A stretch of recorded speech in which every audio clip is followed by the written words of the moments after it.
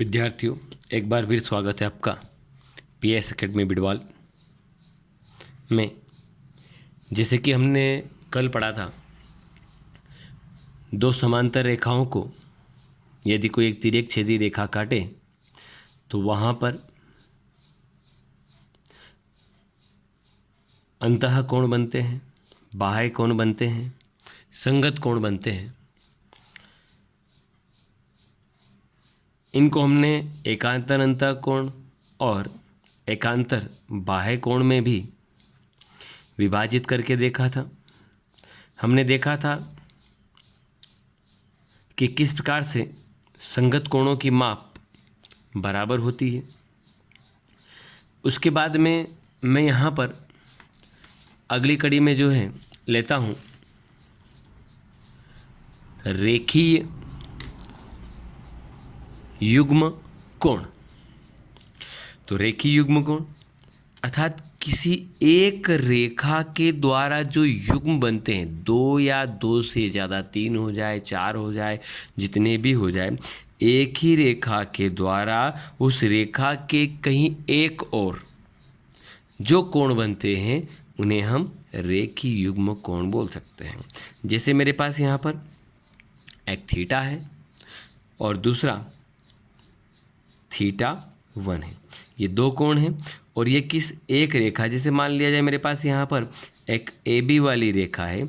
इस A B वाली रेखा के कहीं एक और यहाँ पर दो कोण बन रहे हैं, तो इन दोनों कोणों का मान जो है वह होगा थीटा और थीटा 1। इन दोनों को ऐड किया जाए तो 180 डिग्री आपके पास आएगा। अर्थात रेखीय युग्म कोण की परिभाषा हम बनाना चाहें तो वह इस प्रकार से बनेगी कि वह कोण जो किसी एक ही बिंदु पर बनते हैं तथा साथ ही साथ किसी एक रेखा के एक ही ओर बनते हैं, दो ओर नहीं जाएंगे, एक ही ओर बनेंगे, तथा जितने भी कोण वहाँ पर बनते हैं उन सभी कोणों का अगर हम योग करें तो वह 180 डिग्री का माप दे देता है। उसे हम रेखीय युग्म कोण के नाम से जान सकते हैं। इस कोण को हम यहाँ पर ऐसा भी बोल सकते हैं कि यह बिंदु पर बनने वाला कोण है। और बिंदु मतलब कि कहीं भी एक डॉट लगा दीजिए और डॉट पर एक लाइन खींच लीजिए, वहाँ पर जो कोण बनता है उसे भी हम यहाँ पर रेखीय युग्म कोण ले सकते हैं। वैसे हाँ, अगर एक और बात आ गई, यहाँ पे ओनली डॉट आ गया है और उस डॉट के ऊपर ही कोण है, तो ये डॉट जो है इस डॉट के चारों ओर कोण है। ये कन्फ्यूज़न करने के लिए कभी कभी पूछ लिया जाता है कि एक बिंदु के चारों ओर निर्मित कोण की माप क्या होगी। तो एक बिंदु के चारों ओर जो निर्मित कोण होंगे वो कोण होंगे 360 डिग्री। तो एक बिंदु के चारों ओर निर्मित कोण का मान 360 डिग्री होगा। अब किसी एक रेखा के ऊपर एक बिंदु लेते हैं तो वहाँ पर निर्मित कोण जो है उन कोणों का मान हमने यहाँ पर देखा है। अब हमारे पास अगली कड़ी में हम लेते हैं तो हमारे पास आ रहा है त्रिभुज। जैसे हमने रेखाओं से स्टार्ट किया था, तो त्रिभुज हम परिभाषा देखें तो त्रिभुज जिसके अंदर तीन भुजाएं हैं। सीधे से बच्चे इसकी यही परिभाषा देते हैं, परंतु यह परिभाषा सरासर गलत है। त्रिभुज जो है, अगर मैं इसको तीन भुजाओं से लूं तो मान लिया जाए मैंने ये भी तीन भुजाएं हो जाएगी। ये तो तीन भुजा हो गई, परंतु यहाँ पर कोई आकृति नहीं बन पाई है। इसलिए त्रिभुज की परिभाषा मैं कुछ इस प्रकार से दूंगा। वैसे ये रेखाखंड होते हैं, रेखा का टुकड़ा, जैसे मैंने ए बी सी और सी डी लिया तो यह रेखाखंड थे। यहाँ पर भी तीन रेखाखंड थे, परंतु यहाँ पर कोई आकृति प्राप्त नहीं हुई है। तो इसलिए हम यहाँ पर जैसे इसकी परिभाषा त्रिभुज की देने जाएंगे तो त्रिभुज, देखिए एक रेखाखंड लिया मैंने ए बी, दूसरा रेखाखंड लिया मैंने बी सी और तीसरा रेखाखंड लिया मैंने यहाँ पर सी ए। तो इससे हमें यहाँ पर स्पष्ट पता चलता है कि त्रिभुज क्या होता है। तो त्रिभुज वह होता है, त्रिभुज की परिभाषा बोलने जा रहा हूँ, देखिएगा गौर से सुनिएगा। त्रिभुज वह एक बंद आकृति होती है जो तीन रेखाखंडों से मिलकर के बनी होती है। एक बार फिर से दोहरा रहा हूँ, त्रिभुज वह बंद आकृति होती है जो 3 रेखा खंडों से मिलकर बनी होती है, उसको हम त्रिभुज कह सकते हैं। ठीक है, हुई परिभाषा क्लियर। हम आगे की ओर बढ़ते हैं। अब त्रिभुज में क्या क्या चीज़ें आती है उसको यदि हम देखें तो त्रिभुज नाम से इसमें तीन चीज़ें कंपलसरी रहेगी। जैसे अगर हम बात करें यहाँ पे तो भुजा, त्रिभुज के अंदर भुजाओं की संख्या कितनी होती है? 3 होती है।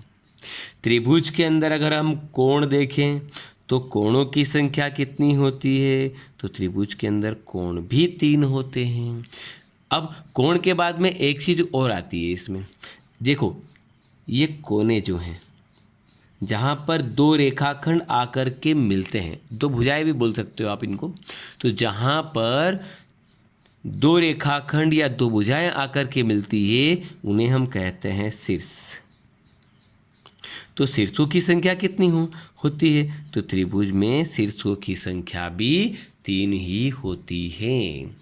तो अभी हमने देखा त्रिभुज 3 कोणों से बना होता है, त्रिभुज 3 भुजाओं से बना होता है, त्रिभुज के अंदर 3 शीर्ष होते हैं। अब इसके बाद त्रिभुज की बात करें तो त्रिभुज अलग अलग प्रकार के होते हैं हमारे। वैसे यदि मैं त्रिभुज की बात करूं तो मैं त्रिभुज को यहाँ पर प्रथम तो इसको देखता हूं वर्गीकरण में भुजाओं के आधार पर, और दूसरा जो वर्गीकरण लेता हूं वह ले लेता हूं मैं कोणों के आधार पर।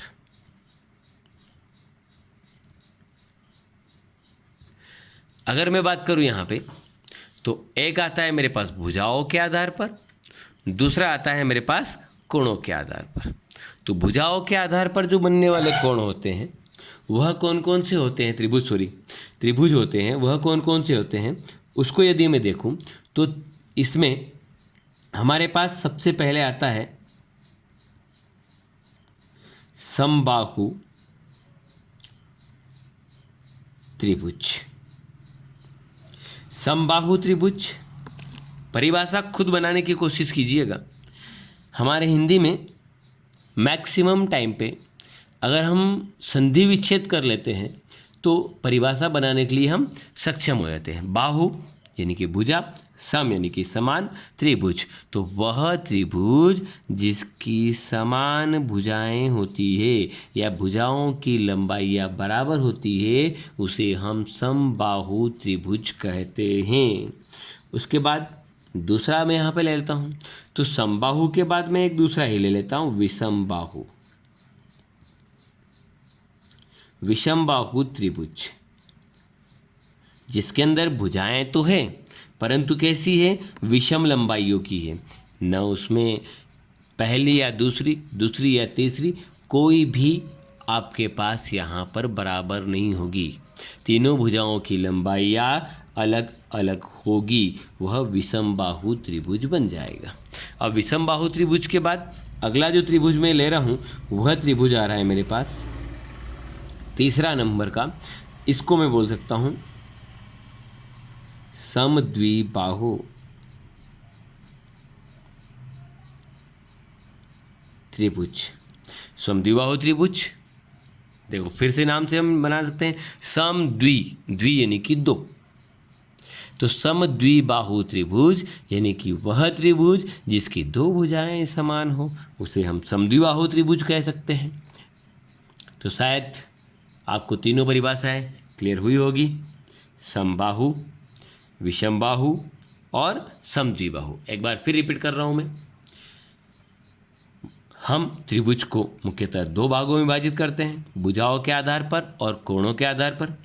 भुजाओं के आधार पर जो त्रिभुज होते हैं उसको मैंने यहाँ पर अभी 3 भागों में विभाजित किया हुआ है। समबाहु त्रिभुज वह त्रिभुज जिसमें सभी भुजाएं समान हो उसे हम समबाहु त्रिभुज कहेंगे। वह त्रिभुज जिसकी भुजाओं की लंबाइयाँ अलग अलग होती हैं पहली भुजा 2 सेंटीमीटर की, दूसरी भुजा 3 सेंटीमीटर की, चौथी भुजा और कितनी सेंटीमीटर की आ जाए, अलग अलग आ जाती है, तो उसको हम यहाँ पर विषम बाहु त्रिभुज में बोलते थे। तीसरी आती है अपने पास समद्विबाहु त्रिभुज। समद्विबाहु त्रिभुज अर्थात जिसकी 2 भुजाएं समान होती है उसको हम समद्विबाहु त्रिभुज के नाम से जान सकते हैं। अब हमारे पास आ रहा है कोणों के आधार पर त्रिभुज। कोण जहाँ से जैसे ही नाम आता है हमारे दिमाग में सबसे पहला कोण आता है समकोण। तो वह त्रिभुज जिसके अंदर एक कोण समकोण होता है। समकोण अर्थात कितने डिग्री का कोण होना चाहिए? 90 डिग्री। तो वह त्रिभुज जिसके अंदर एक कोण समकोण हो अर्थात 90 डिग्री का हो, दोनों बाकी 2 कोण अलग अलग हो सकते हैं, वह 60 डिग्री के हो सकते हैं, 30 डिग्री के हो सकते हैं, 61 डिग्री के हो सकते हैं, 29 डिग्री के, 45 डिग्री के हो सकते हैं, कितने भी हो सकते हैं, परंतु यह एक शर्त निश्चित हो जाती है कि उसका एक कोण जो है वह समकोण होना चाहिए। चलिए उसके आगे बढ़ते हैं पॉइंट नंबर 2 पर, और पॉइंट नंबर 2 पर आ रहा है हमारे पास न्यून कोण। न्यून कोण त्रिभुज। न्यून कोण त्रिभुज किसे कहते हैं? तो वह त्रिभुज जिसके अंदर आपके पास जो तीनों कोण होते हैं वो तीनों की तीनों कोण 90 डिग्री से कम होते हैं, उसको हम न्यून कोण त्रिभुज कहते हैं। एक भी समकोण या समकोण से ज़्यादा का नहीं होता है, उसको हम न्यून कोण त्रिभुज कह सकते हैं। और अगली कड़ी में तीसरा रूप इसका मैं ले रहा हूँ, और इस त्रिभुज को हम बोल सकते हैं कि ऐसा त्रिभुज जिसके अंदर एक कोण अधिक हो। अधिक मतलब अधिक कोण की परिभाषा जैसे कि हम पिछले वीडियो में पढ़ ही चुके हैं। अधिक कोण हो उसको हम यहाँ पर अधिक कोण त्रिभुज के नाम से जान सकते हैं। अगर परिभाषा बनाना चाहे तो कुछ इस प्रकार से बनेगी कि वह त्रिभुज जिसके अंदर एक कोण 90 डिग्री से अधिक होगा या समकोण से ज़्यादा का होगा, उसको हम अधिक कोण त्रिभुज के नाम से जान सकते हैं। तो ये हमने त्रिभुज की कुछ यहाँ पर वैरायटियाँ या प्रकार के बारे में सीखा। अब हम त्रिभुज की कुछ विशेषताओं के बारे में पढ़ेंगे, या त्रिभुज की जो परिभाषाएं होती है अगर उसको हमें अच्छे से समझना है या त्रिभुज के बारे में अच्छे से समझना है तो इसके लिए हम यहाँ पर कुछ छोटी छोटी पर मोटी बातें जो होती है उनके बारे में जानकारी लेंगे। तो सबसे पहले मैं यहाँ पर ले रहा हूँ त्रिभुज जिसके अंदर 2 प्रकार के कोण होते हैं। जैसे मैंने यहाँ पर बनाया एक त्रिभुज,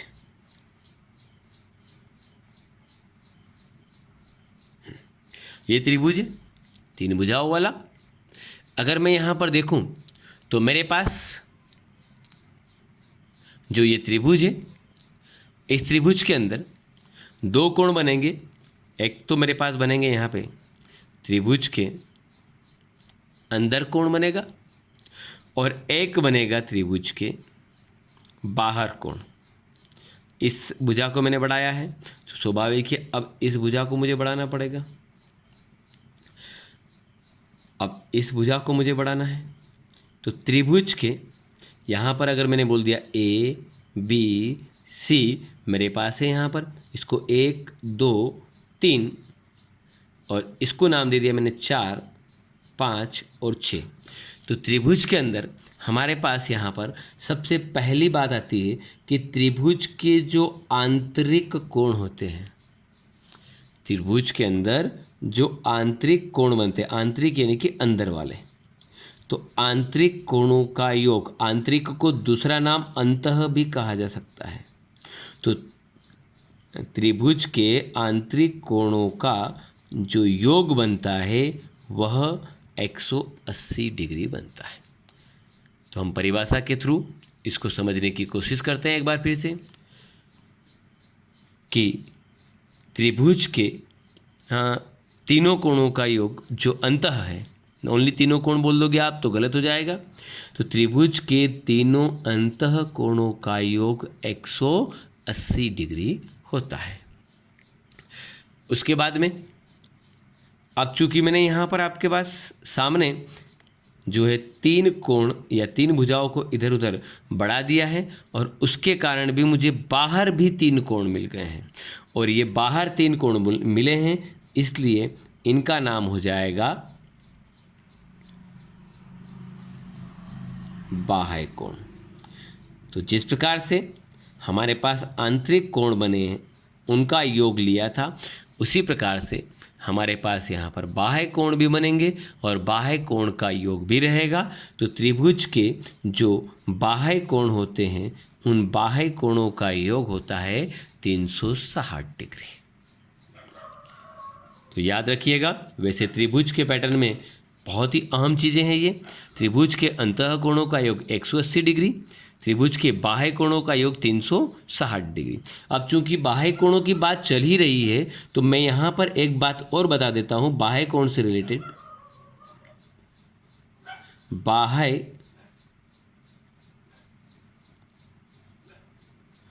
कोण की माप, बाह्य कोण की अगर माप देखी जाए तो त्रिभुज के अंदर जो बाह्य कोण होता है, फॉर एग्जाम्पल के लिए मैं यहाँ पर कोण नंबर 4 देखता हूँ, तो ये जो बाह्य कोण है इसके सम्मुख कोण, जैसे ये और ये कोण नंबर 1 और कोण नंबर 3, यहाँ पर ये दोनों के दोनों इसके सम्मुख कोण होते हैं।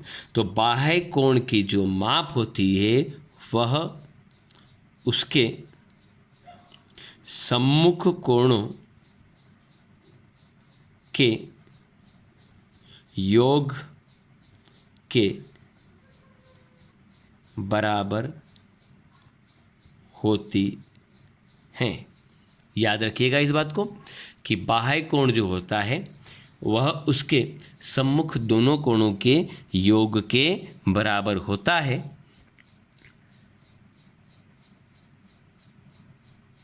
या फिर इस सम्मुख कोण को दूसरा नाम भी बोल सकते हो आप, अंतः अभिमुख कोण।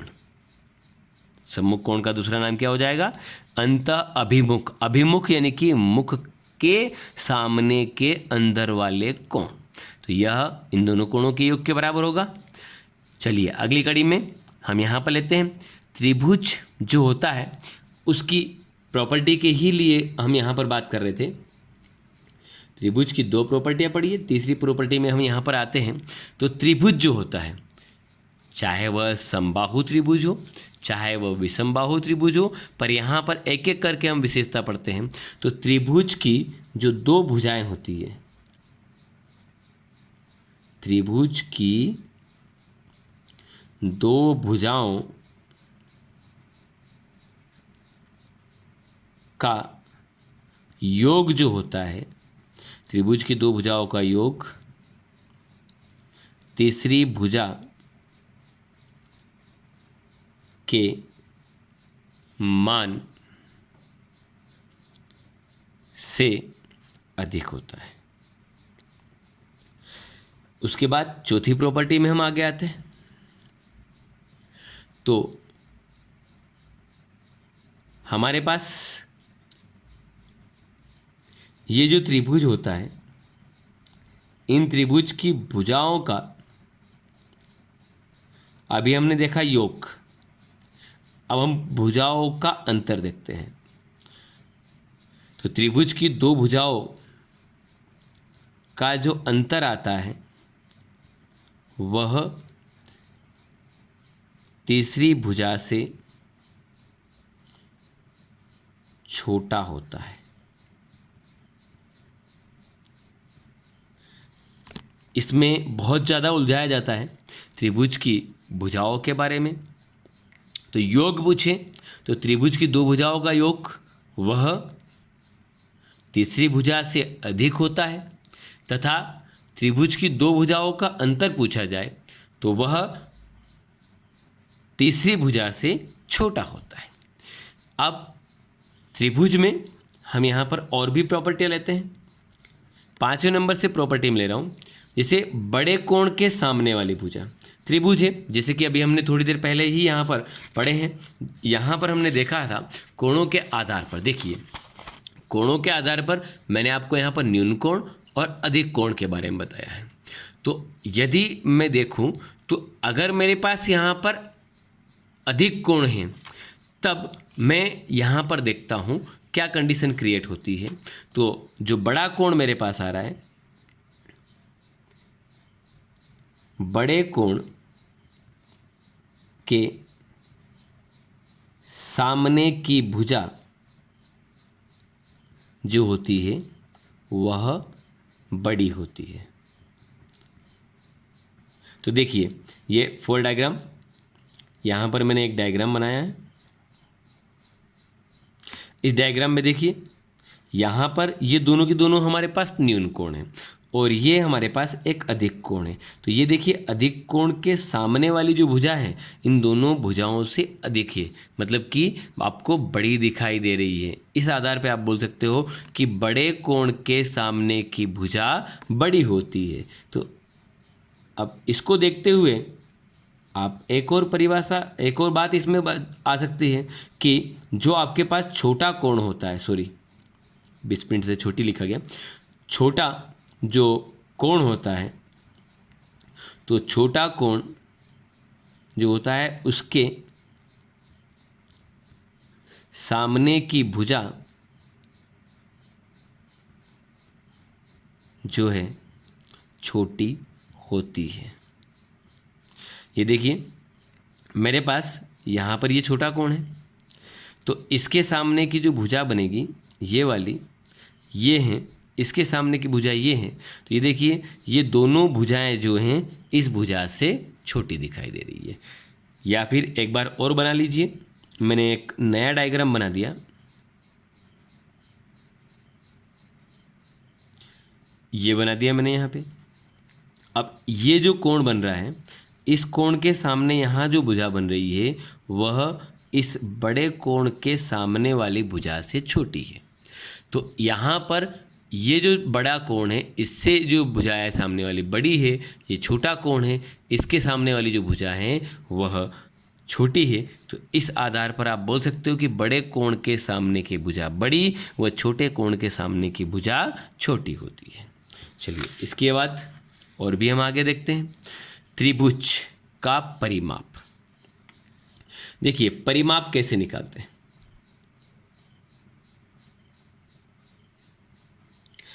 ए बी सी, ये मैं यहाँ पे लेता हूँ। तो त्रिभुज में यदि मैं देखूँ तो अगर ये 5 सेंटीमीटर, ये 4 सेंटीमीटर और अगर ये 2 सेंटीमीटर हो जाती, अलग अलग भुजा। वैसे यहाँ पर एक्चुअली में जो मैंने लिखा है वह बिल्कुल अलग चल रहा है, दिखने में डायग्राम अलग दिख रहा है। यहाँ पर अगर इसको 2 और इसको 5 नाम दिया जाए तो गलत नहीं होगा। हाँ, तो ये भुजा 2 सेंटीमीटर की, ये 4 सेंटीमीटर की और ये अगर 5 सेंटीमीटर की भुजा है आपके पास, तो परिमाप निकालना है। तो परिमाप यानी कि वह जो आकृति बनी है, वह आकृति जो स्टार्ट हुई है, उस आकृति को जहाँ से स्टार्ट करके आप ले गए। देखिए, मेरा पेन जहाँ जहाँ घूम रहा है, ये अगर तीनों की तीनों भुजाओं को अगर मैं जोड़ देता हूँ तो ये तीनों भुजाएं जब जुड़ेगी तो इसके द्वारा जो अपने पास मान आएगा वह उसका परिमाप होगा। तो अगर परिमाप निकालना है, सीधे से भुजाओं का योग कर दीजिए, भुजाओं की लंबाइयों का योग। तो आपके पास बन रहा है त्रिभुज का परिमाप। तो परिमाप क्या होगा, हमारे पास भुजा ए बी, भुजा बी सी और भुजा सी ए, इन सभी की लंबाइयाँ जो है उनको योग कर दीजिए। 2 सेंटीमीटर, 4 सेंटीमीटर और 5 सेंटीमीटर। 4 5 9 और 2 11 सेंटीमीटर आपके पास जो है वह इसके भुजा की माप आपके पास निकल करके आ जाएगी। तो ठीक है, त्रिभुज का परिमाप किस प्रकार से निकालते हैं वो आपने देखा। वैसे एक और आता है इसमें, अर्ध परिमाप। अर्ध वैसे अर्ध से तो आप समझ ही गएंगे, अर्ध यानी कि आधा। अर्ध परिमाप कैसे निकालते हैं? जो भी आपके पास भुजाएं हैं उन सभी भुजाओं को जोड़ लीजिए और जोड़ करके 2 का भाग दीजिए। वैसे यहाँ पर इसी सूत्र के द्वारा मैं आपको बता देता हूँ कि अगर किसी भी संख्या को आपको आधा करना हो, किसी भी भुजा को आपको आधा करना हो, कितनी भी लंबाइयाँ हैं उन लंबाइयों का जब आप मापन करते हो और मापन करने के बाद अगर उसका आधा मान आपसे पूछा गया है तो सीधे से उसके अंदर 2 का भाग दे दीजिए, वह अर्ध आ जाएगा। तो यहाँ पर परिमाप की बात चल रही थी तो अर्ध परिमाप आपके पास हो जाता है कि अर्ध परिमाप ज्ञात करना है तो आप 2 का भाग कर दीजिए। अब उसके बाद आता है अपने पास त्रिभुज का क्षेत्रफल।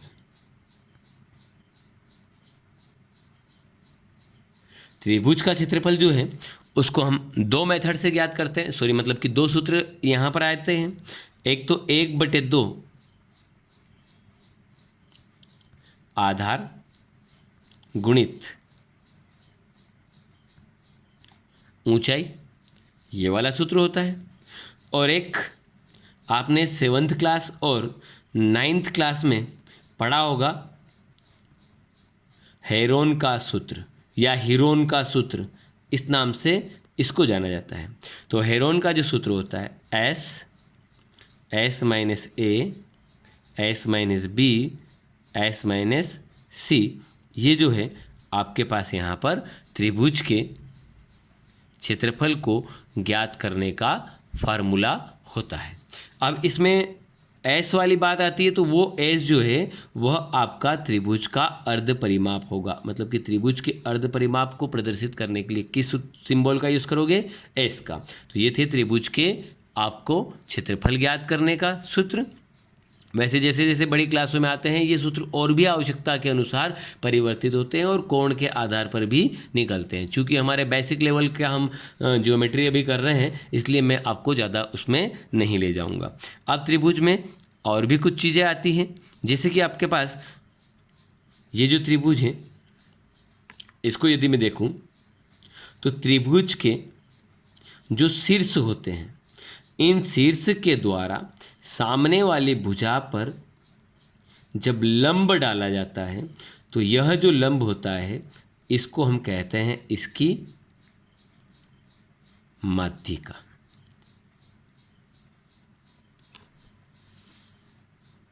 तो त्रिभुज की हमारे पास यहाँ पर ये 3 मैंने खींची है माध्यिकाएं A D E और ये आ जाती है मेरे पास F, AD BE और CF, ये हमारे पास त्रिभुज की माध्यिकाएं होगी। तो त्रिभुज की माध्यिका किसे कहते हैं? वो हमारे पास हो तो शीर्ष से सामने वाली भुजा के ऊपर डाला गया लंब वहाँ पर माध्यिका कहलाता है। वैसे लंब की बात आ गई तो मैं आपको बता भी दूं कि लंब अर्थात जिस भुजा के ऊपर या जहाँ पर भी तल पे गिरता है वहाँ पर 90 डिग्री का कोण बनाता है उसे लंब कहते हैं। और एक खासियत, शीर्ष से यहाँ पर जब लंब डाला जाता है और वह समबाहु त्रिभुज है तो वह उस भुजा को समान 2 भागों में विभाजित कर देता है। ठीक है, अब यहाँ पर आता है आपके पास केंद्रक। केंद्रक सभी माध्यिकाओं का संगमन जो बिंदु होता है उसे हम केंद्रक कह सकते हैं।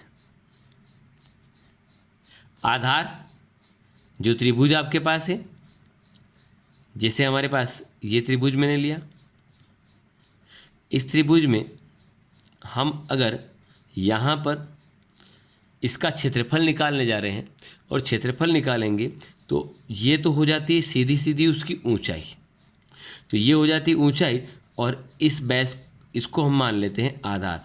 तो वह भुजा जो किसी शीर्ष से शीर्षलंब, ये अगर एक ही डाला है मैंने तो उसको शीर्षलंब नाम दे दिया। शीर्षलंब डालने पर वह उसको दो भागों में विभाजित करता है, वहाँ पर आपके पास यहाँ पर जो भुजा होगी उसको आप बोलोगे आधार। ठीक है, तो आज हमने यहाँ पर सीखा त्रिभुज की भुजाओं के बारे में, कोणों के बारे में, त्रिभुज के प्रकारों के बारे में, उसके साथ ही साथ त्रिभुज किसे कहते हैं, त्रिभुज के आंतरिक कोण के बारे में, त्रिभुज के बाह्य कोण के बारे में, छोटी भुजा के सामने वाला कोण क्या होगा, कैसा होगा, या उसके द्वारा जो बनने वाला आपके पास जो त्रिभुज होगा वो कैसा होगा, बड़ी भुजा के सामने बनने वाला कोण कैसा होगा। इन सारी जानकारियों को हमने इसके अंदर देखा है। अब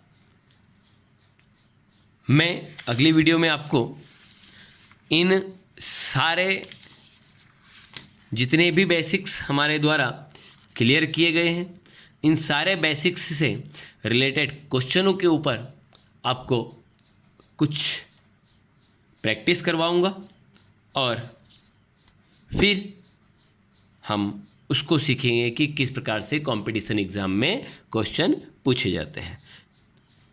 ठीक, धन्यवाद।